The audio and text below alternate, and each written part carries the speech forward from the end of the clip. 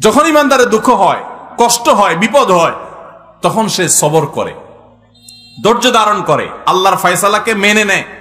এই সবর করার বিনিময়ে আল্লাহ তাআলা জান্নাত দিবেন তাকে। আস-সাবরু সাওয়াবুহু আল জান্নাহ ইন্নামা ইউওয়াফাস সাবিরুনা আজরাহুম বিগাইরি হিসাব। আপনারা কি জানেন কিয়ামতের ময়দানে কোন ইমানদারকে, কোন মানুষকে আল্লাহ তাআলা কোন হিসাব করে বিনিময় দিবেন না, বিনা হিসাবে দিবেন, যে হিসাব নিকাশ নাই, বিনা হিসাবে ঢেলে দিবেন আল্লাহ তাআলা কাকে জানেন? একমাত্র ব্যক্তি সবরকারী। কোন ব্যক্তি? যে অসুখে সবর করেছে, বিপদ আপদে সবর করেছে, মানুষের কটুকতায় সবর করেছে, অসুখ বিসুখে সবর করেছে, মুসিবতে সবর করেছে, ধৈর্যের পাহাড় হয়েছে, ধৈর্য ধারণ করেছে, সবর করে ঢোক গিলেছে, সবর করে নিজেকে নিয়ন্ত্রণ করেছে, কোনো কষ্টে হাহুতাশ করে নাই, নাশুকুরি করে নাই, আল্লাহর কুফরি করে নাই, গালিগালাজ করে নাই, মুখ খারাপ করে নাই, ভাঙচুর করে নাই, নিজেকে নিয়ন্ত্রণ করতে পারছে, ধৈর্য ধারণ করতে পারছে, ধৈর্যের ঢোক গিলতে পারছে যে ব্যক্তি, এই ব্যক্তি সম্পর্কে আল্লাহ বলেছেন ইন্নামা ইউওয়াফাস সাবিরুনা আজরাহুম বিগাইরি হিসাব। সবরকারীদের বিনিময় আল্লাহ রাব্বুল আলামিন কিয়ামতের ময়দানে কোনো হিসাব নিকেশ করা ছাড়া, তুমি নামাজ কয় ওয়াক্ত পড়ছো, রোজার কতগুলোর সওয়াব পাবা, সুবহানাল্লাহ কতবার পড়ছো, আলহামদুলিল্লাহ কতবার পড়ছো, কয়বার কোরআন খতম দিছো, কয়বার কি ভালো কাজ করছো, এই সমস্ত হিসাব নিকেশ নাই বান্দা। তুমি সারা জীবন সবর করেছো, সব ক্ষেত্রে সবর করেছো, আজকে তোমার দেওয়ার ক্ষেত্রে কোনো হিসাব নিকেশ নাই, বিনা হিসাবে আল্লাহ তাআলা ঢাইলা দিবেন। সবর করবো তো ইনশাআল্লাহ। বাংলা একটা প্রবাদ আছে, সবুরে মেওয়া ফলে। সবুরে মেওয়া ফলে। মেওয়া মানে বুঝেন? মেওয়া মানে ফল। সবর যখন মানুষ করে একটা সময় আল্লাহ তাআলা ফল দেন। ভাইরা আমার, পৃথিবীতে একটি মানুষ, ভালো করে শুনে রাখেন, পৃথিবীতে একটি মানুষ দেখাতে পারবেন না যে সবর করে সে ক্ষতিগ্রস্ত হয়েছে। আপনি বলবেন দুনিয়াতে সে বহুত সবর করছে, যতই সবর করছে মানুষ তার উপর আরো চাপায়া পড়ছে। আমি বলবো যদি সে আল্লাহর জন্য সবর করে থাকে তো হাতির মতো মরলেও লাগ, বাঁচলেও লাগ, তার এই সবরের বিনিময়ে আল্লাহ তাআলা দিবেন না দিবেন না? দিবেন। আর বেশিরভাগ ব্যক্তি সবরের ফলাফল দুনিয়াতেই দেখে যায় ভাইরা আমার। আর যে সবর করে না, আপনার ধরেন একটা অসুখ বিসুখ হয়েছে, আপনি এখন গালিগালাজ করলেন, হ্যাঁ, আপনার একটা বিপদ হয়েছে, আপনি আল্লাহকে, ফেরেশতাদেরকে, আশপাশে মানুষদেরকে গালিগালাজ করলেন, মুখ খারাপ করলেন, ভাঙচুর করলেন, তাতে কি আপনার বিপদটা দূর হয়ে যাবে? আমার কথা কি বুঝতেছেন? কোন একটা পেরেশানি আসলো, ভাঙচুর করলেন, অস্থির হয়ে গেলেন, জামা কাপড় ছিঁড়লেন। অনেকে আছে নিজের আত্মীয় স্বজন মারা গেলে ধৈর্য ধারণ করতে পারে না। আমি নিজে কানে শুনেছি এরকম অনেকে, নিজের নাতি মারা গেছে, ছেলেটা মারা গেছে, তো বলে আজরায়েলে কি চোখ খাইছে? আর মানুষ দেখলো না, আমার নাতিটারানি দেখলো, একটা মাত্র দিছে আল্লাহ তাআলা, বংশের মধ্যে ওইটাই আল্লাহ তাআলা নিয়ে গেল। এরকম অনেকে বলে, কি বলে না? কুফরি, ঈমান চলে যাওয়ার মতো কথা। আল্লাহ রাব্বুল আলামিন দিয়াও পরীক্ষা করেন, নিয়াও পরীক্ষা করেন। দেওয়ার পরও মনটাকে ছোট করে আল্লাহর দিকে শুকরিয়া আদায় করে নিজে অবনত থাকা, এটা হলো পরীক্ষা জেতার পথ। আর আল্লাহ যখন নিয়ে যান তখন সবর করে ঢোক গিলতে পারা, এটা হলো সবর। আল্লাহ আমাদের সবাইকে তৌফিক দান করুন। আমরা সবর সবাই করি। কখন করি? মনে করেন মসজিদ থেকে বাইরে দেখেন জুতাটা নাই, মোবাইলটা ভুলে উজুখানায় থুইয়া মসজিদে ঢুকছেন, এসে দেখেন মাত্র নামাজ পড়ে আসছেন, টুপিটা মাত্র খুলছেন, এখন দেখেন মোবাইলটা নাই, জুতাটা নাই।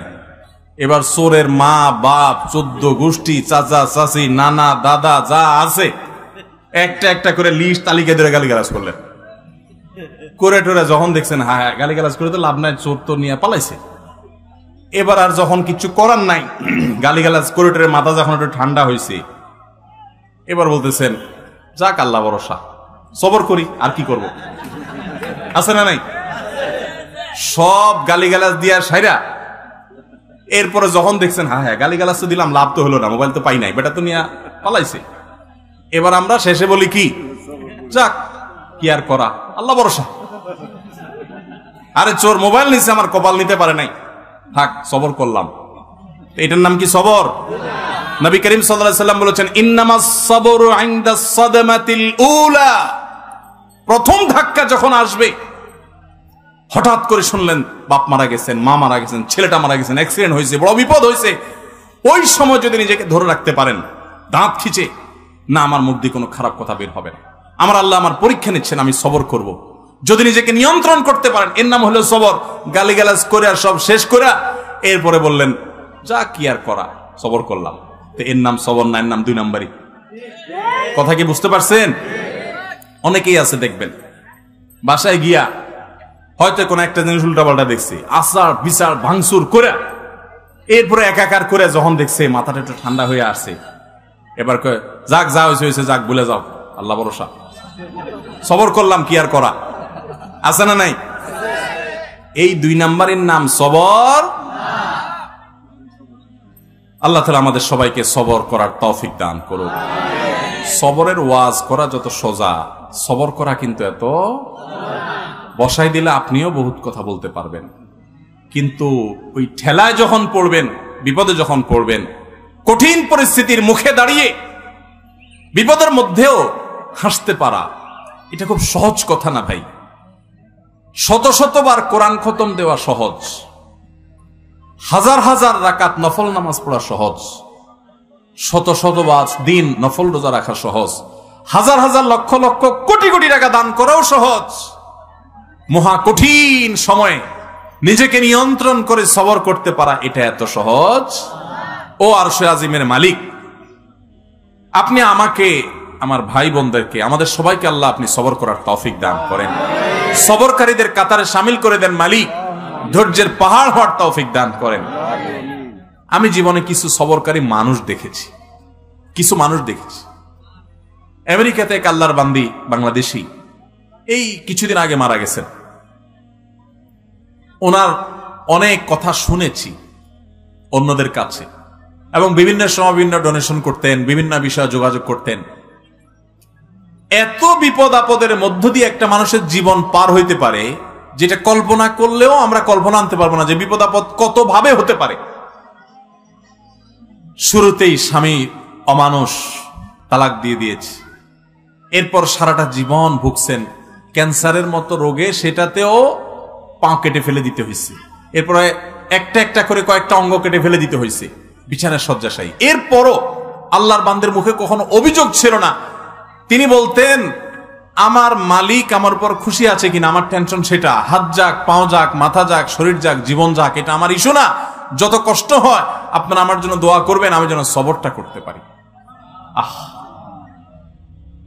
ঈর্ষা হয়। আমি চিন্তা করলাম সুবহানাল্লাহ, অনেক লম্বা লম্বা ওয়াজ তো করা অনেক সহজ, এই মহিলার মতো এরকম সবরের পাহাড় হতে পারা তো কঠিন কাজ। আল্লাহর কত প্রিয় বান্দি হলে আল্লাহ তাকে এতটুকু তৌফিক দিয়েছেন। কোরআনে কারিমে আল্লাহ রাব্বুল আলামিন আল্লাহর কাছে সবর চাওয়ার শিক্ষা পর্যন্ত আমাদেরকে দিয়েছেন। আল্লাহ আমাদের সবাইকে সেরকম সবর করার তৌফিক দান করুন। আমাদের সবরের অবস্থা কি জানেন? পত্রিকায় কয়দিন পর পর দেখি বিয়ে বাড়িতে চিংড়ি মাছের সাইজ ছোট, সেজন্য 3 জন নাই। শুনেন না আপনারা? হ্যাঁ, দই নিয়ে 1 জন মারা গেছে বলে। আবার ওয়াজ করতেছি ব্রাহ্মণবাড়িয়ার মাটিতে বসে। আপনারা মন খারাপ করেন না, ব্রাহ্মণবাড়িয়া না, এই ব্যাপারে গোটা বাংলাদেশের সব জায়গার মানুষই কম বেশি আমরা বেসবর, ঠিক না ঠিক? ভাইরা আমার, কোন মুখে আল্লাহর কাছে জান্নাত দাবি করব বলেন? নবীদেরকে জীবন্ত করাত দিয়ে টুকরা করে ফেলা হয়েছে, আগুনে নিক্ষেপ করে ফেলে দেওয়া হয়েছে, একটার পর একটা ভয়াবহ পরীক্ষা নেওয়া হয়েছে। আল্লাহর নবী হওয়ার পর, আল্লাহর রাসূল হওয়ার পর তিলে তিলে তিলে তিলে আল্লাহ তাআলা তাদের পরীক্ষা নিয়েছেন, কষ্ট দিয়েছেন। শুধু তাদের নয়, নবী সাল্লাল্লাহু আলাইহি ওয়াসাল্লাম বলেছেন ইন্নাল্লাহা ইযা আহাব্বা কওমান ইবতালাহুম, আল্লাহ যখন কোন জাতিকে, কোন সম্প্রদায়কে, কিছু মানুষকে যখন আল্লাহ বড় বেশি ভালোবাসেন, তখন আল্লাহ তাদের পরীক্ষা করেন, তাদের বিপদ দেন, মুসিবত দেন, একটার পর একটা, একটার পর একটা মুসিবত দিতে থাকেন, আল্লাহ পরীক্ষা করেন, আল্লাহ বান্দার ঈমানকে পরখ করেন। আমি কিছু মানুষকে দেখেছি, তারা বলেছে ভাই নামাজ কালাম একসময় পড়তাম না, কই দিনকাল তখন এত খারাপ ছিল না, এখন নামাজ কালাম পড়া ধরছি, হালাল হারাম বাজ বিচার করা ধরছি, সুদ ছেড়ে দিয়েছি, ঘুষ ছেড়ে দিয়েছি, 2 নম্বর পথ ছেড়ে দিয়েছি, এখন দেখি ব্যবসা বাণিজ্য সব দিন দিন নাই হয়ে যেতেছে, সব পায়ের নিচ থেকে মাটি সরে যাচ্ছে। আমি বললাম যে এটাই হলো আল্লাহর পরীক্ষা। আল্লাহর দিকে যখন আসে কেউ, আল্লাহর দিকে আগায়, সে কি আসলেই আগাচ্ছে কিনা, সে কতটা পিওর, তার ভিতর থেকে সে অগ্রসর হয়েছে কিনা, আল্লাহ তাআলা ধাক্কা দিয়ে পরীক্ষা করেন। ভাইরা আমার, চুলের থেকে নুন খসলে আমাদের হাত সামনে চলে আসে, ঠিক না বে ঠিক? টোটা সামনে চলে আসে, আমরা হাতা গোছানো শুরু করে দেই। এগুলা কোন ইমানদারের চরিত্র।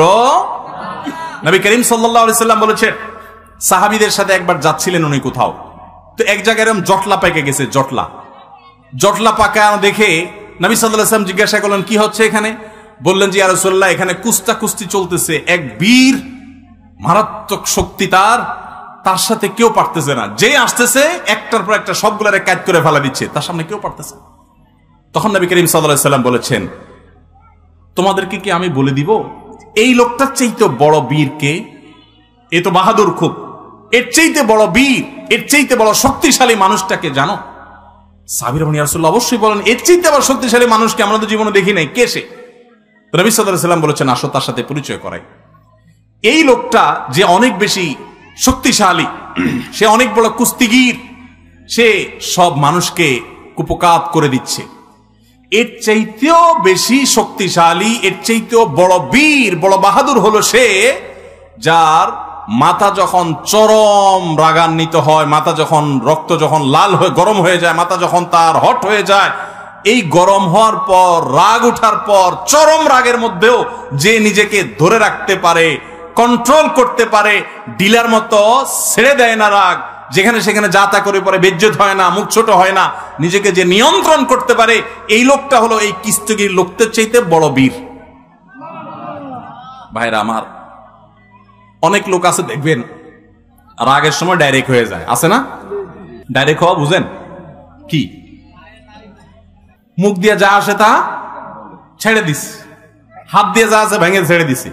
এরপর জিজ্ঞাসা করেন, ভাই এটা কোনো কাজ করলেন? মাথা যখন ঠান্ডা হয় তখন যদি জিজ্ঞাসা করে, ভাই এটা কোনো কাজ করলেন? পাপের বয়সে লোকটা গায়ে হাত দিলেন, এভাবে মুখ খারাপ করলেন, আপনি এটা শিক্ষিত মানুষ ভাই, এভাবে আপনি এই জিনিসটা ভাঙচুর করলেন, জিনিসটা কি ধরছিল ভাই?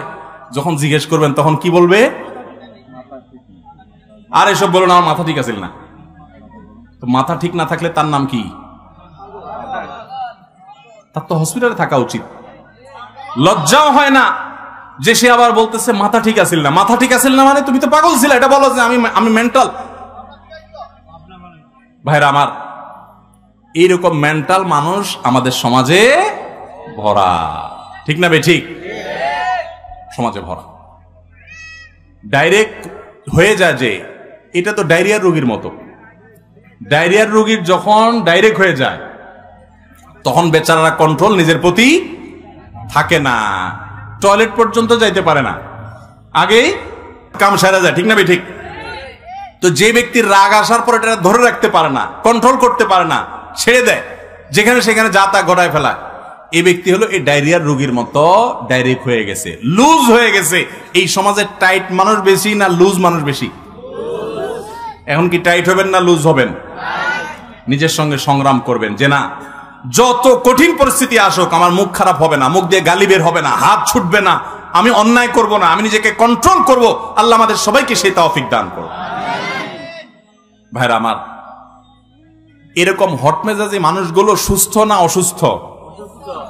এই অসুস্থ মানুষগুলো আবার নিজের রাগ নিয়ে অনেক সময় বড়াই করে দেখবে, বলবে কি জানেন? আরে ভাই জানেন না, উল্টা পাল্টা দেখলে আমার মাথা ঠিক থাকে না, এরকম বলে না? বলার সময় ভাবসাব এমন যে উনি বিরাট বেটাগিরি জাহির করে ফেলছে, তাই না? যে উনি অন্যায় দেখলে ওনার মাথা ঠিক থাকে না। এই একই লোক সারাদিন আকাম করতেছে ঠান্ডা মাথা, নিজের অন্যায়ের বেলা ওনার মাথায় কোনো অসুবিধা, আরেকজনটা দেখলে শুধু মাথা কি হয়ে যায়? গরম হয়ে যায়। খবর নিয়ে দেখলে, টেস্ট করলে দেখা যাবে আমাদের বেশিরভাগই এই অবস্থা। আল্লাহ আপনি আমাদের সবাইকে সুস্থ হওয়ার তৌফিক দান করুন, আমাদের সবাইকে মুসলমান হওয়ার তৌফিক দান করুন।